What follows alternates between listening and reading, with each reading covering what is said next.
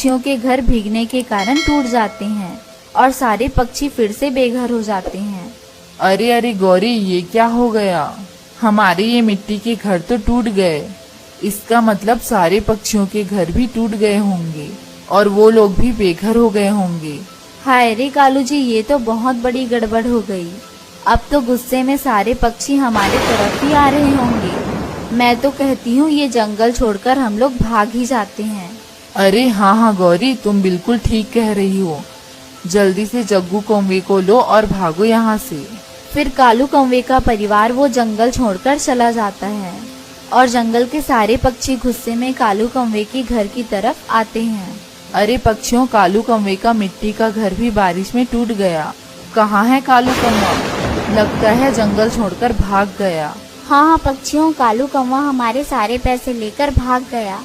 उसने हमें धोखा दिया है, धोखा। अगर आज हमने टूनी चिड़िया से लकड़ियों का घर बनवा लिया होता तो आज हमें ऐसे बारिश में भीगना न पड़ता। वहीं से टूनी चिड़िया गुजर रही होती है। वो पक्षियों को देखकर वहीं रुक जाती है।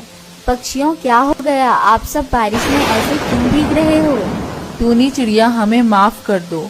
हमने कालू कौवे की बातों में आकर तुम्हें बहुत गलत समझा और तुम्हारी लकड़ियों का घर छोड़कर हमने कालू कौवे का मिट्टी का घर खरीद लिया, जो बारिश में भीगते ही टूट गया।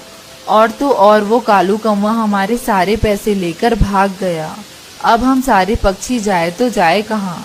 पक्षियों, तुम सबने कालू कौवे की बातों में आकर मुझे धोखेबाज कहा, लेकिन चलो मैं फिर भी तुम सब पक्षियों को माफ करती हूँ। लेकिन तुम लोगों को बहुत अच्छी सजा मिल रही है। और रही बात लकड़ियों का घर बनाने की, तो मेरे पास बिल्कुल भी समय नहीं है, क्योंकि मुझे कल सुबह उल्लू सेठ के लिए लकड़ियों का घर बनाने जाना है, वो भी पूरे के पूरे 100 रुपए में। ये कहकर टूनी चिड़िया वहाँ से चली जाती है। टूनी चिड़िया को उसकी मेहनत का फल मिल जाता है। दूसरी तरफ सभी पक्षी बहुत ज्यादा शर्मिंदा होते हैं और उन्हें उनकी गलतियों की सजा मिल